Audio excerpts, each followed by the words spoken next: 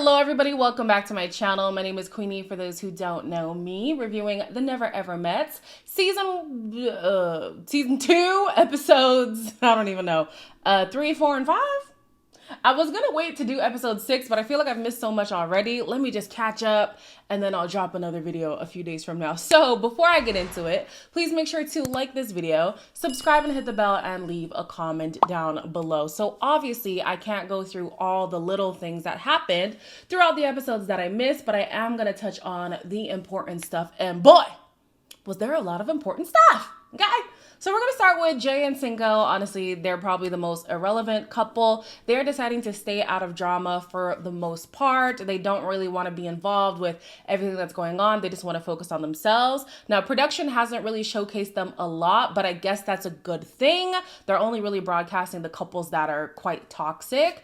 I would say that they're kind of boring and what's the point of them being here? But the whole point of being on the show is to see if you are compatible in real life compared to how you were connecting over the phone.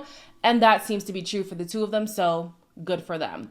Moving on to Ty and Britney. So there was a couples challenge where they were doing Kama Sutra. Now, I don't know what it is with the Never Ever Mets and trying to do all these overly sexual type challenges. This happened last season as well. We could do other things. We can. The Kama Sutra, okay, I will give the consent one a pass because it was an exercise in consent. And you could only go as far as your partner was allowing you to. At least that's how it should have gone. The Kama Sutra though, especially because a lot of these couples are struggling with physical intimacy to begin with, I think we're pushing the line a little bit too far. Just a little bit. But anyways, they ended up winning the Kama Sutra challenge and they got a couples massage from that. Now, during the couples massage, Ty was really showing himself to be quite immature. He makes jokes a lot. And from the first episode, didn't I say his immaturity was going to be a problem for Britney? And so as time is going on, she's getting more and more irritated by him. And eventually things come to a head because she asked for a drink. Take us to the boom boom room. No, not at all. In life. I think you could wait on a drink. Old girl over there just sitting in the pool. I'm grilling, you know. All right, well, I'm gonna grab the pasta first, then I'll go in and make you a drink. I'm cooking for everybody, and here you are in the pool, you telling me about bringing a drink. Go fix you a drink, serve you. I'm supposed to put everything down, then go run back inside. I'm supposed to do everything. Can you finish? I can. So throughout their time on the show, Britney has been feeling neglected. She feels like Ty pays more attention to the guys than she does to him. And so when she asked for the drink, it was kind of to test if he was going to prioritize her over the rest of the house, mainly the guys. And he chose the guys, which makes me wonder, why are you here? If you're here for the mandem, why are you here trying to forge a relationship with this girl? Like, can we have an honest conversation about that? And I'm not questioning his sexuality. It's not what I'm doing. I'm just saying there's a lot of men out here who love men and who don't have the time for a woman. And it seems like that's the case with Ty. So why are you here wasting this girl's time? She has a young child. Let her go home to her baby. Now, I will say, giving Ty the benefit of the doubt, it seems like Britney has an expectation that she isn't relaying to Ty. And so he's failing a test he didn't know that he was taking. Now, on Britney's side of the defense, he did promise to do a lot of things. You know, I'm going to cater to you. I'm going to cook for you. I'm going to do this and that and this and that. And it would be one thing if he wasn't doing that at all. But he was doing that for the guys. Yeah, that's a problem. That's a problem. I do think that she could have voiced her opinion before things were boiling up until this point. But I also think that he set a precedent that he didn't fulfill. And so it is an issue on both of their side. Later on, they have people in their family come. I'm going to talk about episode 5 separately. But yeah, that's the issue that they're both going through. And with the whole, hey, can you get me a drink thing? I didn't even think she asked him in a rude way. But that's the thing with testing. I've talked about testing before. You are playing a dangerous game trying to test your partner because when they often fail, now you're upset when you could have just easily said, hey, I'm struggling with this thing. Can we talk about it? But no, you wanted to test the man. Now, he failed quite poorly because it's not that hard to just get her a drink. And he was making it seem like, oh, she wants me to just drop everything for her or what? No, she wants you to just consider her, as people typically do in a relationship. Chris and Alexis, not too much going on with them either, but where we did leave things off was Chris saying that her behavior was aggressive and controlling. She does not like that at all, but she also does not like being told no. And so she's trying to grapple with learning to deal with somebody's boundaries. That's something that she has struggled with in the past. She does apologize for triggering Chris because Chris does open up about having multiple step parents in his childhood and just having, just a lot of darkness he's coming from with his childhood. And so she was reminding him of the past that he's trying to move past. It's interesting too how almost everybody is partnered with somebody who triggers them. Because with these two, his trigger is control and she is controlling. With Kiki and Brandon, his trigger is alcoholism and she has borderline alcoholism. With what's the thing now? Irvin and Alicia, they both have issues with not feeling good enough, not feeling appreciated, and they're both doing that to each other. What other couple do we have? Yeah, it's just like with damn near everybody, they're with somebody who really, really triggers them. And I'm thinking, it's interesting how they make it a point to call out the other person on what they are doing to them. But I think this is actually a moment to be introspective and to ask yourself why you even attract the person who does trigger you. There are wounds there that are clearly open and not being treated properly. And so you bring somebody who further agitates that wound instead of you just sitting down for a second and healing so that you can find somebody who's better suited for you. Next, we have Charlie and Jared. So they had this game run by Jared where everybody wrote down in secret whether or not they were going to leave with their partner as of the day that they played the game. He said, F no. And the reason is because 6 kids is just too much for him. However, he is going to stay on the show because he has some other plans for Charlie. Did he let that girl get his name tatted to write no on that paper? Sex is very heavy on my mind. That's everything I want right now. He been cracking her. I haven't. You haven't? On God, I'm truth, I haven't. If I just continue to be a gentleman, we're gonna be visiting that intimacy suite. Whether we work out or not, I know I've been waiting to crack. How sick and disgusting is it for a man to say, I absolutely see no future with you, none at all. But because I am driven by sex, I'm going to stick around and do whatever it takes to get the cooch cat. Are you that desperate for cooch?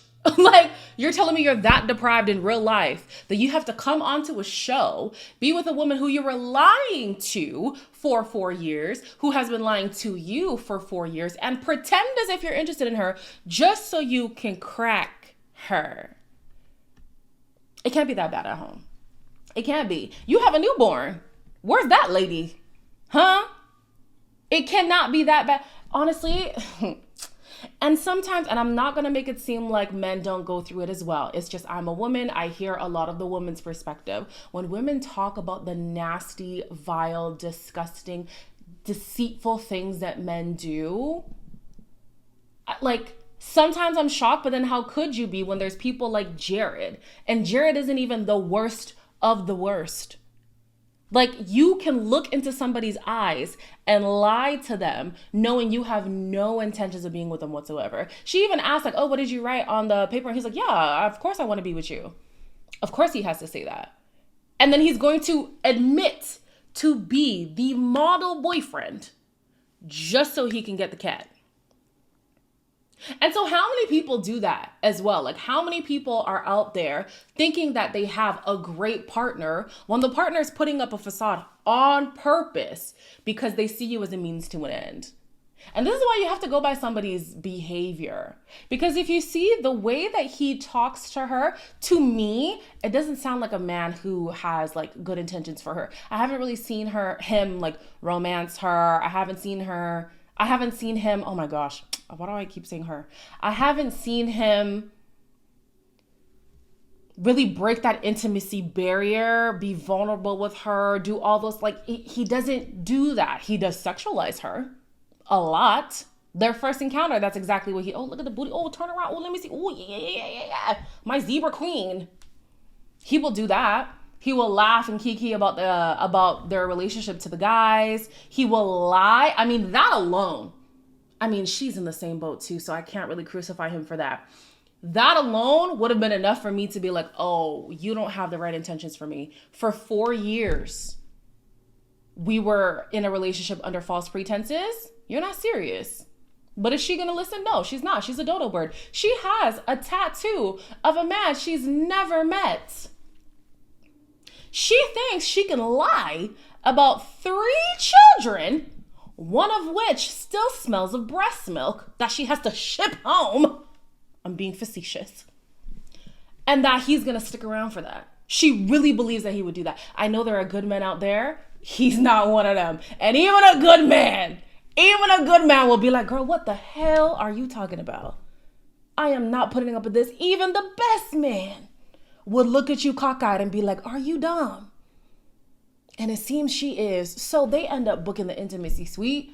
He's like, he told her, I'm only going to go as far as you allow me, right? And then he tells the confessional that once she starts initiating, he's always going to initiate. He's just waiting to get the green light. So he gets the green light. They get to the boom boom room. They see that there are cameras. So unfortunately, they're not going to have sex because they don't want that documented, of course. But he has made his intentions known. Now that she's ready to go there with him, he's like, why do I always want to call him a woman? Oh my gosh.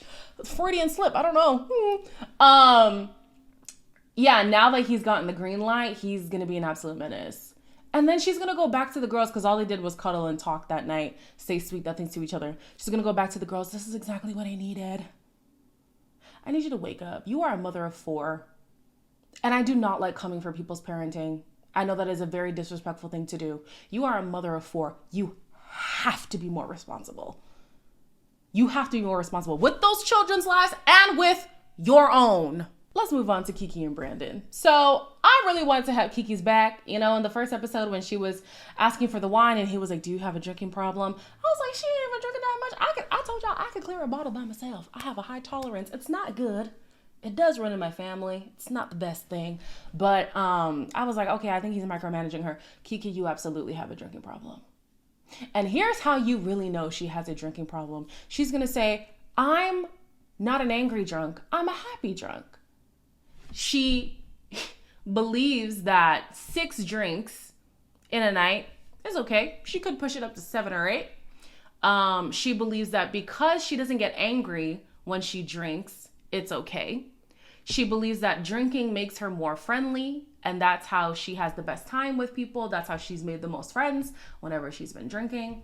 And then she opens up and says that her drinking escalated after she lost her mom not too long ago, but she doesn't see it as a coping mechanism. Girl, you have a problem. You have a problem. And so she's drinking, she's sleeping throughout the day. She got her thumb in her mouth like a child. My God. And then she's supposed to be helping Brandon cook food for the house. She can't because she's in a bad way. She says she's overheating and all this stuff. He accuses her, saying that it's probably because of the hangover. She does not like that. However, she's able to go outside with, I think it was Britney. And he's like, I thought you were overheating. What's tea? What's good? So why are you out here? She does not like the fact that he keeps saying that she drinks too much, whatever. She promised that she wouldn't drink. But then they had a conversation as a house. And he's like, you're drinking right now. She's like, this is wine. Mama, what do you think wine is? Is that not alcohol? Girl, get some help. Get some help. You need grief counseling. Grief in losing your mother and in losing that relationship that she's still hanging on to, because that is a big reason why they are struggling to connect right now. So, as we know, she feels like she wasn't able to really open up to Brandon, meet up with him because of her past relationship. She was living with her ex. Come to find out, this ex was only an ex about 4 months ago. Me and my ex were together for about 8 years, and I'm still trying to heal from it and grow from it, but it's been difficult. I know how bad my ex made me feel. That's what it feels like is happening. He was my first love. I thought we were locked in. I thought we were getting married, you know. I found out that he cheated on me with multiple people.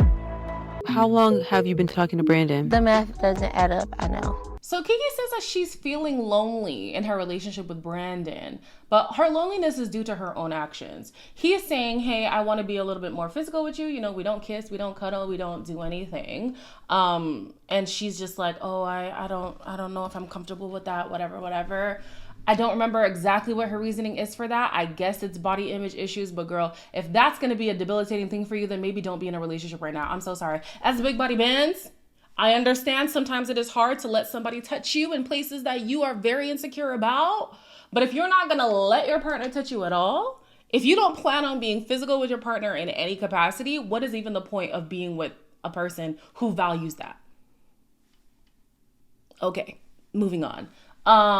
She says that her ex was a pathological liar, was a serial cheater. There was a lot of pregnancy scares with him. I think maybe he did have outside babies. I'm not quite sure about that part, but they had been living with each other for 8 years. They even got engaged, and she only officially let him go about 4 months ago. But even that, we're not quite sure about, because when she's asked if she's over her ex, she can't give an answer. She cannot give an answer. And so when she's talking to the relationship expert is like, hold on, how long have you been with Brandon? She's like, 4 years.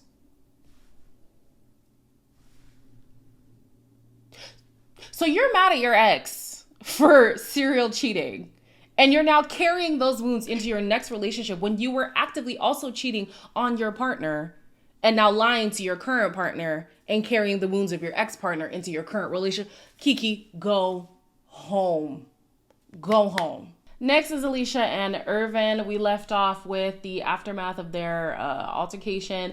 Basically, they both said that they're going to do whatever they need to do to maintain their mental health. So if he needs to remove himself whenever she's feeling unsafe, then cool. If she needs to shut down a conversation whenever he's getting a little bit too aggressive, then cool. They end up talking to, I think it was a trauma specialist. A trauma and relationship therapist. And Alicia says that she feels like her true self is being criticized by Irvin. I feel like we haven't even seen her true self. So, okay. Irvin feels like she is weaponizing her health condition. I think yes and no. I think maybe she oversold herself and undersold the effects of her health condition and her weight loss. That is an important thing to acknowledge too. A lot of people have body dysmorphia after losing a lot of weight. They still feel like that big person that they were. And so it's hard for them to connect their mentality with their new body. And so they still feel quite insecure and stuff. If you were insecure as a bigger person, that's not a reality for everybody. So I think with her, she's using her health issues as a crutch to further distance herself from Irvin, even though that's what she already wants to do. I do think her health stuff is a component in how she feels the way that she feels, but I think she also just does not like that man. She just doesn't like him. So anyways, what happened? She overhears Brandon talking about his back and forth with Kiki and stuff, and she didn't like that he was having that conversation with the house and not with Kiki, and she wasn't even in the room. So she goes into the room and she's like, hey, you shouldn't be having this conversation here. I'm already tired of hearing about it. I had to hear about it at the pool. Now I'm hearing about it here. And he's like, mind your business, because you seem to be in everybody's business but your own. Alicia did not like that. We know Alicia does not like being called out at all. And so she's going to Irvin thinking that Irvin is going to come to her defense, and he doesn't. Your girl came and got into my little situation and yelled at me. Mind your business. You're right, I should have minded my business. So, I ain't had this. That was my bad. Because, like, you're causing issues. Like just now? Let me talk. Just listen. All right. Like, stop agitating the problem. Just chill out. You know what I'm saying? Take heed to your own words. Moving forward, don't do it again. Just don't. Like, Don't talk to me like that. Let's squash it. You're yelling. It's all good. Please. He initially believed, no, not initially. At the beginning and at the end and in the middle, he believes that she's at fault. completely. And so my thing is with Irvin, I was confused why he kept fighting for this connection that he doesn't actually fight for. He'll say like, oh, I want her to be more affectionate with me. I want her to trust in me more. I want us to build a deeper relationship. But whenever something as small as an altercation comes up and he's supposed to come to her defense, he never believes her first. Never. He always thinks that she's the, the antagonist. He is like, I'm not going to come and blow out all your fires. I'm not going to fight every little fight for you. Like, I'm just not doing that. You need to mind your business. You need to face your front. And this is signs that you don't like the girl. Like, even if you do acknowledge that she's in the wrong, somebody who has genuine feelings for somebody is at least going to give them the benefit of the doubt, is at least going to hear them out, or is at least going to try to mediate the situation. Like, hey, I heard that there was a situation. How can we come to a resolve? He never does that. He always assumes that she's the issue first.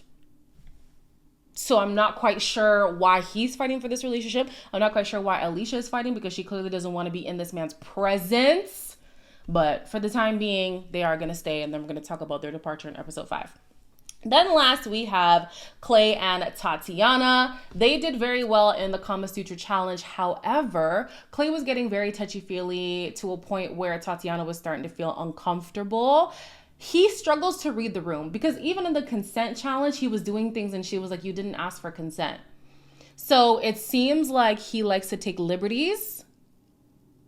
That's going to be a problem. He also is a pathological liar, and unprovoked, because she's a vegan and she never asked him to be a vegan, but he said, for you, I'll be a vegan. But he's been caught eating meat left, right, and center, to the point where apparently he breathes heavy and he starts to sweat. Nigga, you're going to get gout. Okay? Gout is not a funny thing to have to deal with. I know somebody who has gout because they eat a lot of meat. They have a whole cow in their fridge. Mind you, they live alone. Okay? You're going to get gout. It's not good for you. So anyway, she's like, why are you doing that? Why are you lying unprovoked? Nobody asked you to do what you're doing. Stop trying to make me look stupid. I can eat what I want to eat. You can eat what you want to eat, but you were lying about it. I said 2 words and you cut me off. Because you be lying. Tatiana disrespected me. I was talking and she just walked away. Can I finish talking? I don't care. Baby, I don't gotta lie to you. But you did. Okay. Whatever. You gotta talk with your hands like that? I can talk how I want to talk. And I was like, Clay, it's these men named Clay. How many times have y'all heard me? There's something in a name. Men named Mitch, men named Steven, and men named Clay. And I'm gonna die on this hill. I don't care. So yeah, he's going at her and she's like, this is stupid. I don't have to deal with this. I'm a grown ass woman. I know what I want. I know what I don't want. And I don't want a liar. And so he decides to apologize the next day. But the fact that he couldn't see the error in his ways sooner, for me, would have been a problem. It would have been a problem. So, as we know, he is hiding the fact that he, too, has a newborn. But everybody at this point knows besides Tatiana. Now, in as much as it is Clay's responsibility to have this conversation with her, I think it's quite grimy that everybody knows but her. That's insane. I would have to pull her aside and be like, hey, listen, mamas, I gotta tell you something. And to make matters worse, she actually overheard him talking about the situation, but because she didn't hear everything clearly, she knew that he had something he needed to say, but didn't know what exactly it was. So when she confronts him about it, his response is, I think I might love you. What? Absolutely insane. Like, there's no need to lie like this. No need to lie. And even with the kids thing, when Charlie and Jared were exposing their hidden children, she was like, hey, would you ever tell me something like that? And he's like, yeah, I would. It just depends on the timing. That would have been the time. That would have been the time. Tatiana actually seems like a very understanding woman. Doesn't she herself have a child? Does she have a child? I don't know. But the point of the matter is she doesn't seem to be that like combative person. If you come to her correct, she will respond in a nice way. But if you lie to her, if you mislead and deceive her, that's where she has the problem. And Clay just be lying unprovoked. I hope this all blows up in his face because this is so unnecessary. Anyways, let's move on to episode 5. So in episode 5, the couples go on a group date, and Alicia is doing a little dancey dance because she's like, you know what? I'm going to try to leave the past in the past. Let's be on better terms with each other. She says, oh, what? I can't dance? Because he's looking at her a little bit weird. And Irvin is like, I didn't even say anything. Why are you saying I said something that I didn't even say? I'm like, first of all, that's just something that people say. They just say, oh, what? I can't do this? You mad? Like, she's not actually saying that. Anyways, he calls her a weirdo because of that.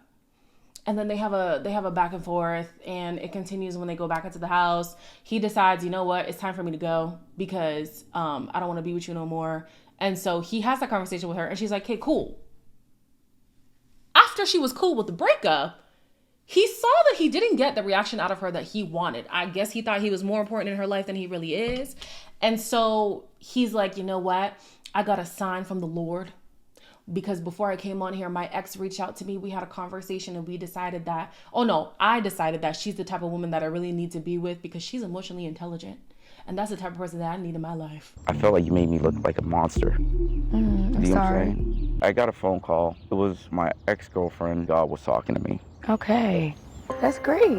Let me finish. This is the emotional intelligence I'm talking about. I don't want to be your friend. Me either. Do you know what I'm saying? Yay. Relax. Yay. I needed to get some sort of reaction from her, and I got what I wanted. Why the are you calling me? Like, no, she didn't call me. She ended up liking a picture. It was the best relationship I've ever had. That's good. It's okay. Safe place. Yeah. Trying to make me seem like a bad guy when I'm sorry for making you cry. No, it's okay, man. I'll be all right. He starts to cry, and then he confesses that his ex not only did not have a conversation with him, she didn't even reach out at all. She liked a picture on social media that wasn't even a picture of him. It was a picture of his sister. And he took that as a sign that the Lord was trying to bring them back together. Oh my God. I know Jesus Christ is begging to be removed from the group chat. What? Jesus is here like, wait a minute. I have nothing to do with that. Nothing at all. This man is delusional. He's out here calling people weirdos. He's the weirdo. Why was this necessary? Why do you need to get a rise out of her so bad? And then when we say there is a sassy man apocalypse, people want to seem like we're going crazy. What? Anyways, they decide to leave, and thank God. The mood was immediately lighter when they left. This couples challenge was an improv session.